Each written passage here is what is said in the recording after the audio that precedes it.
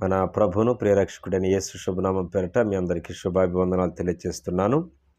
పరిశుద్ధ గ్రంథంలోని హీబ్రూ పదాలలో దేవుని గురించినటువంటి కొన్ని వాక్యాలకు అర్థాలను ఈ సమయంలో నేను మీకు తెలియచేయాలని ఆశపడుతున్నాను. మొదటిగా యెహోవా ఈరే అనగా యెహోవా చూచుకొనును. ఆదికాండము 22వ అధ్యాయము 14వ వచనం. రెండవది యెహోవా షాలోం అనగా యెహోవాయే సమాధానకర్త అని అర్థం. న్యాయాధిపతుల గ్రంథము 6వ అధ్యాయము 24వ వచనం. మూడవ మాట యెహోవా షమ్మ అనగా దేవుడు ఉండు స్థలము. యెహెజ్కేలు గ్రంథం 48వ అధ్యాయము 35వ వచనం. యెహోవా నిస్సి అనగా యెహోవాయే జయధ్వజము. నిర్గమాకాండము 17వ అధ్యాయము 15వ వచనం. యెహోవా ఈలియాస్ అనగా సర్వోన్నతుడైన దేవుడు. కీర్తనల గ్రంథం 7వ అధ్యాయము 17వ వచనం.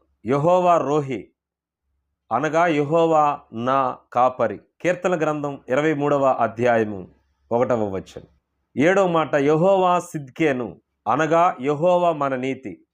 ఇర్మియా గ్రంథము 23వ అధ్యాయము 6వ వచనం. ఎనిమిదవ మాట యెహోవా నదియోను అనగా యెహోవాయే సేనాధిపతి. యెహోషువ గ్రంథము 5వ అధ్యాయము 14వ వచనం.